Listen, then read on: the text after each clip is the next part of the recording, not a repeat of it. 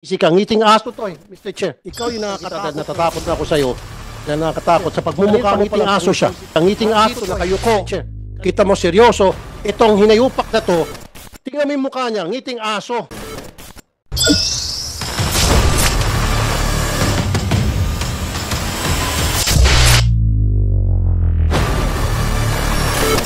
Mga kabanat, i-share ko lang itong ginawang hearing sa Senado na muling bumira dito si Senador Rapi Tulfo, itong pulis na ito, at galit na galit siya at tinawag niya pa itong aso, no, na pagalagala sa kalye dahil daw sa pagsisinungaling at hindi nagsasabi ng totoo. So gusto niya itong ikulong, mga kabanat. So maiksing video lang itong ipapakita ko sa inyo. No, medyo hindi ko naman pwede i-share ito. Kahapon kasi itong hearing na ito, mga kabanat. For sure ay kumalat na ito. Ang ilang mga part ng video na ito ay kumalat na sa mainstream media, sa social media. At ayaw natin magkaroon ng violation. Pero mahalagang part ang ipapakita ko sa inyo. No? Panoorin nyo ito. Maiksi lang. Mr. Chair, excuse me po. Sorry. Senator, last point lang dito, Yes. Rabejo. Singit pa si Risa. Lahat tayong nagtatrabaho sa gobyerno, gusto nating mag-presume ng regularity, good faith. Pero sa sitwasyong ito, isa po ito sa maraming punto na parang... So mga kabali, skip natin yan sa mga tanong ni Risa Hontiveros. Medyo dito tayo kay Senador Rapi Tulfo. Skip ko lang ha. Dito tayo. Medyo, yan. Nag-trending na ito sa social media, mga kabanat eh. Sarap ipakulong sa babae. Yan. Na, Ayan, Chair, nakakapikon itong si Captain Arabejo eh. Sarap ipakulong sa babae. Now, sabi nung si Captain Boy Tepase, protocol na iparapin test victim and mga police involved sa shooting. And ikaw, sinasabi mo, sound judgment na hindi na kailangan base sa testimony ng mga witness. You don't deserve to be a policeman. You really don't.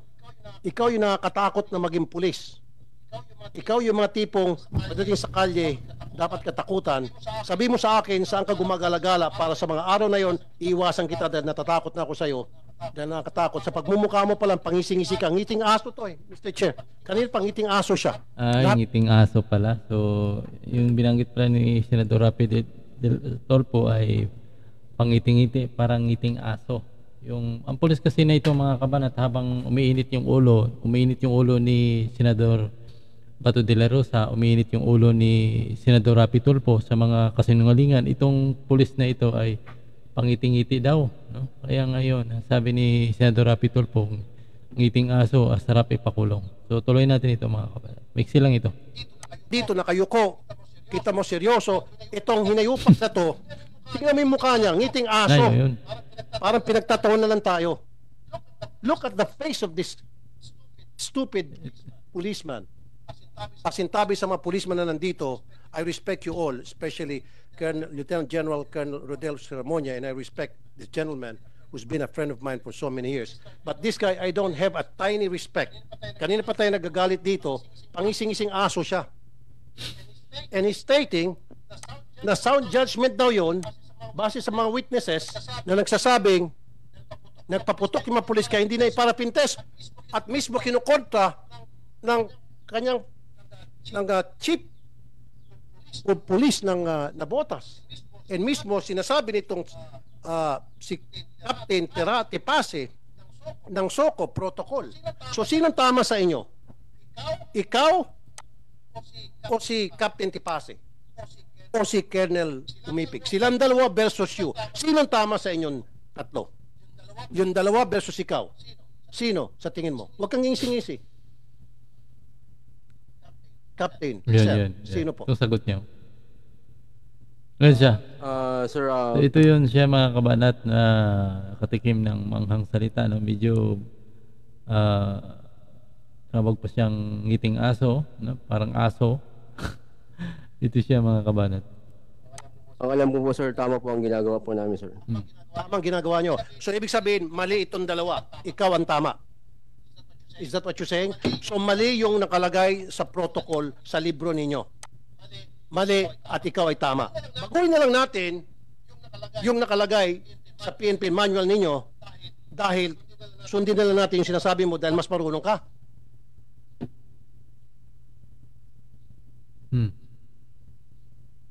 You see, you cannot answer. Kasi alam mo, mali ka. Kaya lang talaga, Mr. Chair, ang sarap ipa-contempt din to eh. Yung sound judgment na yan. So yan mga kabanat, no? So may dagdag lang ako konti ito bago mag-end. Yes. Pag yung dalawa kinorroborate yung statement niya, I want to file a contempt case against this guy. Yes. Type him in contempt para makulong. So yun mga kabanat, gustong-gusto talaga makulong ni Senador Rapi Tulfo itong pulis na tinawag niya pang aso, no? Pangiti-ngiti daw eh. Habang daw nagsasalita kasi yung ilang mga senador, no? At nagagalit na itong pulis na ito daw ay pangiti-ngiti lamang mga kabanat. Ito siya, no? Itong pulis na ito pangiti-ngiti lang at sumagot pa siya na tama daw yung kanyang ginagawa, no? Tama yung kanyang ginagawa. At yun nga ay medyo umiinit yung ulo ni Senador Rapi Tulfo at na nagmosyon na gusto niyang ipakulong sa baba. No? So nangyari kasi ito mga kabahat sa isang shooting incident na itong si Jimboy Baltasar, no? Ay parang nasawi. Pagkakaalam ko dito mga kabahat na pagkamalan ng itong taong ito. Parang hindi naman siya totoong suspect pero parang napagkamalan. Tinadtad talaga siya. Yan ang nakakatakot din minsan mga kabanat sa ating mga kapulisan na nawala na ng parang may mga pulis kasi na pag nakahawak na ng baril ay para akala mo ang tataas na ng ihi, kagaya itong nangyari ng isang matandang kalbo na nasagi yung kanyang side mirror, no? Nasagi yung kanyang side mirror ng isang riders na nagagalit na ito kagaya ito ito isisingit ko lang, no? Kung tatingnan natin sa anggulo, itong nangyaring pagsagi, ito ay pulis daw itong kalbo na ito. Kahit sa anggulo titingnan, nakikita natin na may kasalanan talaga yung driver ng sasakyan. Kasi kung titingnan natin sa anggulo, ayan, yung bike ay ang bike ay nagdumadiretso, biglang kumabig itong sasakyan. Tingnan nyo, yan. Medyo nakapark pala itong sasakyang pula na ito at saka bigla siyang umabante dahil nga yung bike medyo may kabilisan siguro ay nasagi niya kanya side mirror. Yun, no? Yun. O di madaling sabi, parang yan, kitang-kita naman sa video na hinampas niya at nagkasa talaga siya dyan ng baril. Yan ang masasabi natin mga kabanat, yung mga pulis ay kapag may nahawak ng baril, medyo nag-iiba talaga ang aura, no? Sana kailangan talaga madisiplina yung mga pulis mga kabanat. Mahaba talaga yung dapat mahaba talaga yung kanilang pasensya dapat, no? Yan ang nangyari. So alam mo na mga kabanat ating video, no? Ayoko kasi madagdagan yung video kasi itong video na ito ay in-upload na ng ilan. Pero official itong kinuha natin sa hearing sa Senado. Pero dahil sa maraming gumagamit, medyo iwasan natin. Baka mamaya magkaroon tayong violation.